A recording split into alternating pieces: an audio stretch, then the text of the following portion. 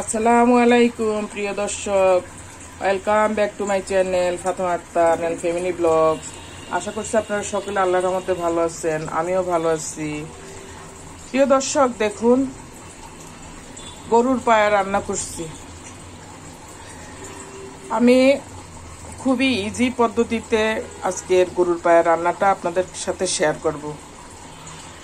Pressure কুকারে আমি বেশ কয়েক বছর গরুর পায়া রান্না করেছি বা বড় হাড়গুলো রান্না করি। এতে হয় কি, হাড়গুলো একদম নরম হয়ে যায়। তো এবার আর আমি প্রেসার কুকারে করিনি, এটা আমি এখন নর্মালে রেডি করে নিচ্ছি। দেখুন দর্শক, আমরা তো সব মশলা টশলা বসিয়ে অনেক সময় ধরে এটা রান্না করি। যখন একসাথে এটা সিদ্ধ করে নিই সময় লাগে, তাই আমি করেছি এবার গতকালকে এটা ধুয়ে নিয়েছি ভালো করে। ধুয়ে নিয়ে আমি এতে দারচিনি দিয়েছি, পাঁচফোড়ন দিয়েছি, হলুদ দিয়েছি সামান্য পরিমাণে, দিয়ে এক হাঁড়ি পানি দিয়েছি। এটা আস্তে আস্তে সিদ্ধ হয়েছে সকালে, দুপুরে, রাতে, আবার আজকে সকালে আমার গরুর পায়াটা সিদ্ধ হয়ে গিয়েছে। আমার আর এটার জন্য সময় ব্যয় করতে হয় নাই। দেখুন দর্শক, এটা এমন সফট হয়েছে যে কয়েক পিস থেকে মাংসগুলো ছুটে গিয়েছে, মানে অনেক সফট হয়েছে। আর এটা সিদ্ধ করার সময় লবণ দেওয়া যাবে না। গরুর অনেকে এটাকে গরুর পায়া রান্না বলে, আবার অনেকে এটাকে নেহারি রান্না বলে। যেটাই বলেন আপনি আপনার দেশের ভাষায় বা আপনার নিজের রান্নার ভাষায়, নেহারি রান্না অথবা গরুর পায়া রান্না, দেখুন সহজ পদ্ধতিতে এভাবে রান্না করে নেবেন। আপনার কষ্ট কম হবে, রান্নাঘরেও বেশিক্ষণ থাকতে হবে না। আমি এখন এটা গুছাতে এসেছি, এটা রেডি করে নিব। দেখুন, এটা তেলে বাগার দিব অথবা ফোড়ন দিব। সিদ্ধ করা গরুর পায়াটা আমার সফট হয়ে আছে, এটাকে আমি এখন কিভাবে খাওয়ার জন্য ফোড়ন দিয়ে নিব অথবা বাগার দিয়ে নিচ্ছি, দেখতে থাকুন প্রিয় দর্শক। দেখুন, চুলায় হাঁড়ি দিয়েছি। এটা কোনো তো দেখি কেন কতটা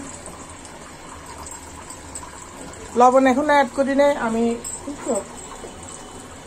তেল দিয়ে দিচ্ছি। যেহেতু গরুর পায়াতে প্রচুর তেল আছে, আমি এটাতে তেল কম ব্যবহার করব। অনেকে দেখি যে হাফ কাপ, আধা কাপ এভাবে তেল ইউজ করে। এত তেল এটাতে ইউজ করতে হয় না। দেখুন, অল্প পরিমাণে তেল দিয়েছি। এখন দেখুন দর্শক, আমি এই যে তেজপাতা ধুয়ে নিয়েছি, তেজপাতাগুলো দিয়ে দিচ্ছি। দারচিনি ধুয়ে নিয়েছি, বড় এক পিস ভেঙে দিয়েছি, দিয়ে দিচ্ছি। একটা কালো এলাচ দিচ্ছি, এটা ভেঙে নিয়েছি, বিচিগুলো ফাঁকা করে বিচিগুলো ছেঁচে নিয়েছি যেন সুঘ্রাণটা বের হয়ে যায়। এখানে দেখুন দুইটা কাঠবাদাম দিচ্ছি ভেঙে নিয়ে, দিয়ে দিয়েছি। এখানে দেখুন দর্শক, দুইটা বোম্বে মরিচ আমি ছিঁড়ে নিয়েছি, বেশ একটা 4-5 টুকরা করে এটা দিয়ে দিচ্ছি। এটা আমার রান্নাটাকে সুস্বাদু করবে, গরুর পায়ার রান্নাটাকে টেস্টফুল করে ফেলবে। এখানে দেখুন দর্শক, আদা, রসুন, পেঁয়াজ, গোলমরিচ, লং, জিরা সবকিছু বাটা আছে। না, তার আগে আমি একটু জিরা দিব।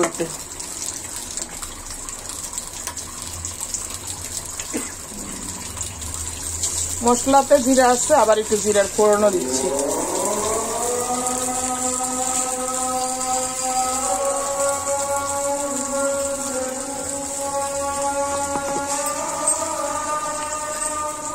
পাঁচফোড়ন দিচ্ছি।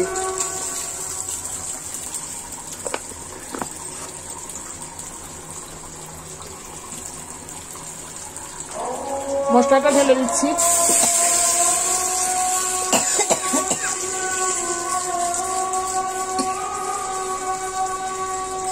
এখানে সব প্রকারের মশলা আছে, সামান্য করে পানি দিয়ে দিলাম।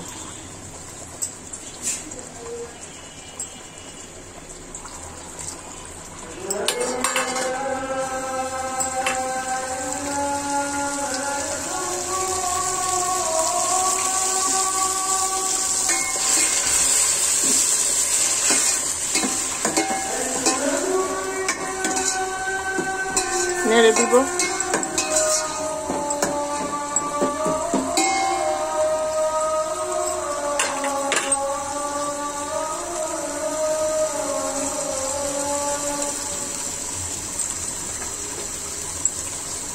হলুদের গুঁড়া দিচ্ছি, আগে দিয়েছি কম, এখন দিচ্ছি।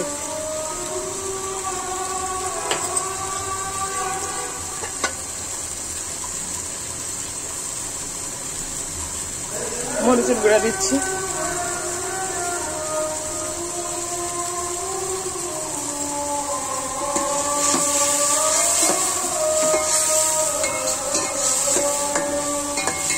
নেড়ে দিচ্ছি।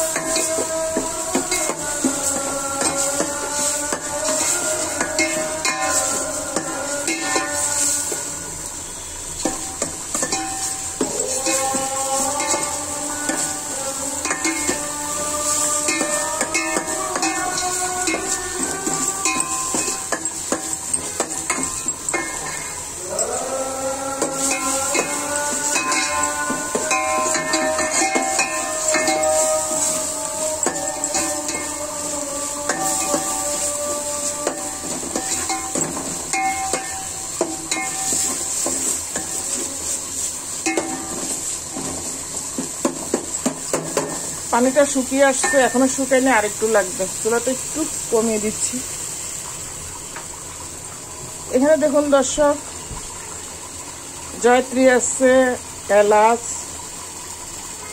তারপরে কালো লং, গোলমরিচ, পোস্ত দানা, এগুলো দিয়ে দিচ্ছি।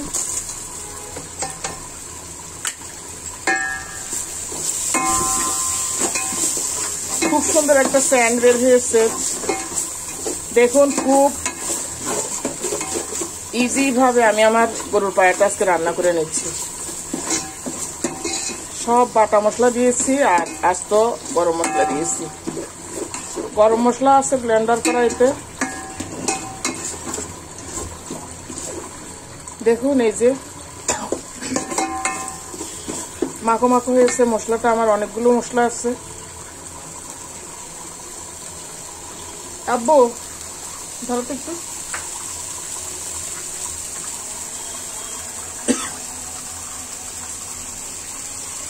ধরো,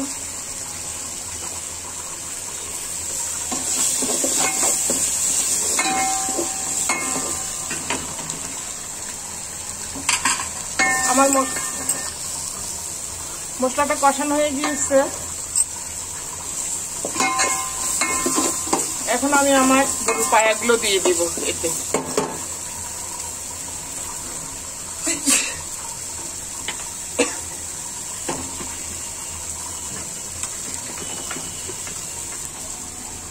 দেখুন তুলে দিচ্ছি।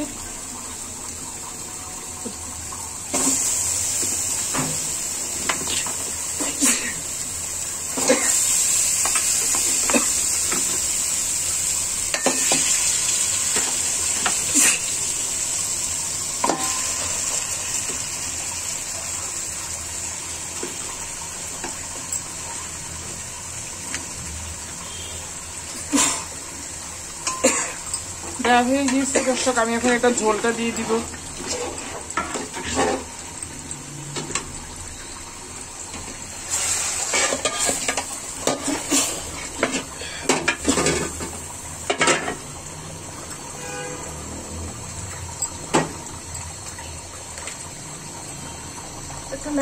দেখি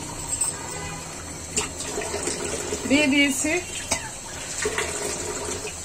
এটা আমি এখন মশলার সাথে একটু ঝোল পড়ছে, একটু মুছে নিই।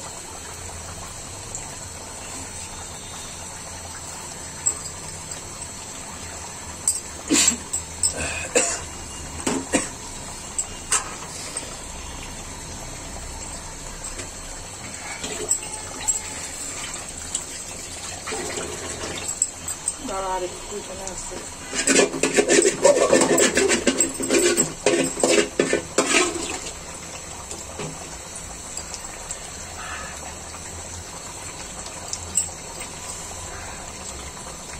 পায়াটা সিদ্ধর সময় আমি লবণ দিইনি, এখন লবণ দিয়ে দিব।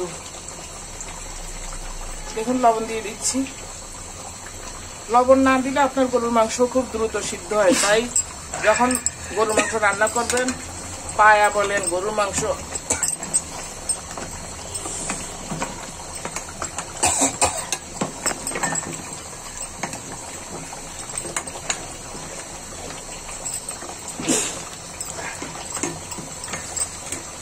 দেখি তাতে কি হয়েছে তোমার, ছাড়ো।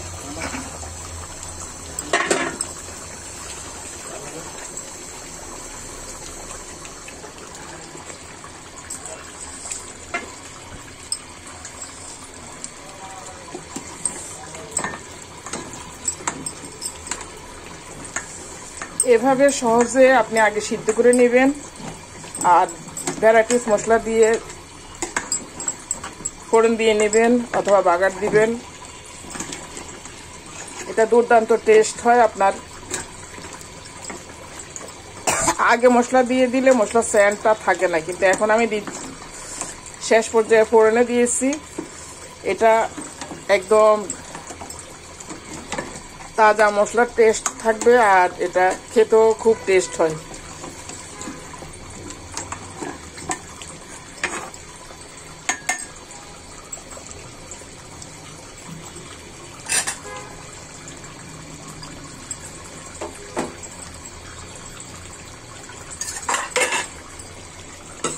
এখানে দেখুন 4 চামচে 1 চামচ ময়দা নিয়েছি। এটা গুলিয়ে রেখেছি, এটা আমি আমার নিহারি রান্নায় ব্যবহার করব। দিয়ে দিচ্ছি। দেখুন এটা ঝোলটাকে একটু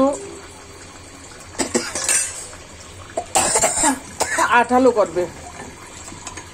এমনি গরুর পায়া খেতে একটু আঠালো আঠালো ভাব হয়, এটা আরেকটু টেস্টফুল করে নিবে।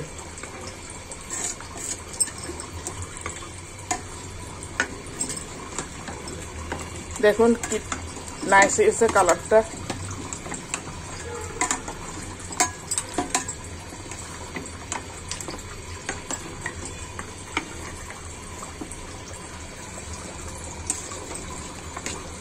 আমি অন্য সময় গরুর পায়া রান্নার সময় বড় বড় করে মাংস দিয়ে দিই সাথে, এবার আর দেই নেই। এবার শুধু পায়াগুলোই রান্না করছি।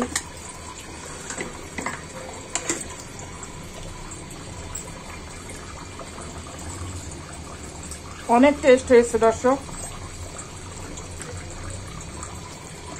বোম্বে মরিচ দিয়েছি, একটু ঝাল ঝাল হয়েছে, বোম্বে মরিচের সুঘ্রাণ বের হচ্ছে। এটা আপনি দেখুন এই যে এই ধরনের গাঢ় হয়েছে, আবার নামিয়ে নিলে আর একটু গাঢ় হয়ে যাবে। এটা রুটি দিয়ে খেতে পারবেন সুন্দর করে, পরোটা দিয়ে, বন দিয়ে অথবা নান রুটি দিয়ে, যে কোনো কিছু দিয়ে আপনি খেতে পারবেন। আবার অনেকে এটা খালিও খায়। আমরা ছোটবেলায় খালি খেয়েছি, আম্মা আমাদেরকে বড় বড় করে প্লেটে দিয়ে দিয়েছে, কখনো ঝোল দিয়ে ভাতটা খেয়েছি আর ওটা কামড়ে খেয়ে নিয়েছি। দেখুন দর্শক আমার গরুর পায়া রেসিপিটা কি নাইস হয়েছে। ইচ্ছে হলে এমন করে আমি যেভাবে করেছি আগে সিদ্ধ করে নেবেন, তারপরে আমার মতো ভ্যারাইটিস মশলাগুলো অ্যাড করে বাটা মশলা, পেঁয়াজ, রসুন সব দিয়ে দিবেন। আর এখানে কুটা পেঁয়াজ দেওয়ার দরকার নেই, আমি বাটা দিয়েছি। দেখুন কি গাঢ় হয়েছে ঝোলটা। 4 চামচে 1 চামচ ময়দা পানিতে গুলিয়ে দিয়ে দিবেন, থকথকে হবে। এটা খুবই সহজে রান্না হয়ে গেল। আপনার এটার জন্য 1 ঘন্টা বা 2 ঘন্টা রান্নাঘরেও থাকতে হয় নাই। আমার অল্প কিছুক্ষণ আমি একটু তেল দিয়েছি কষিয়ে, আর তা আগে ধুয়ে বসিয়ে দিয়েছি, তেমন কষ্টই ফিল হয় নাই। প্রেসার কুকার আছে, প্রেসার কুকারে রান্না করি নাই, কারণ প্রেসার কুকারে রান্না করলে হাতটা কেমন একটা বেশি নরম নরম হয়ে যায়, আবার মাংসগুলো অনেক ছিঁড়ে যায়। এবার আছে অনেকগুলো পিসের সাথে আর একটা পিস ছুটে গিয়েছে। প্রিয় দর্শক এমন করে সুন্দর করে গরুর পায়া রান্না করে নেবেন। আর আমার রেসিপিটি ভালো লেগে থাকলে আমার চ্যানেলটি সাবস্ক্রাইব করুন, লাইক করতে ভুলবেন না যেন। প্রিয় দর্শক, আমরা আপনাদের একটা লাইক পেলে আমাদের মনে অনেক আনন্দ লাগে, আবার উৎসাহিত হই। তাই একটা লাইক দিবেন খেয়াল করে, আর সাবস্ক্রাইব করে নেবেন, তাহলে আমার পরবর্তী রেসিপিগুলো পাবেন। ভালো থাকুন দর্শক। আমার নিহারি রেসিপিটি হয়ে গিয়েছে, দেখুন কত ইজিভাবে হয়েছে, কত ইজিভাবে করে নিয়েছি। এটা দুর্দান্ত টেস্ট হয়েছে। আমি এটা ঝোল খেয়ে দেখেছি। আপনাদের জন্য রইল শুভকামনা। আজকের জন্য এখানে বিদায়। আল্লাহ হাফেজ। আসসালামু আলাইকুম। দেখা হবে পরবর্তী কোন রেসিপিতে।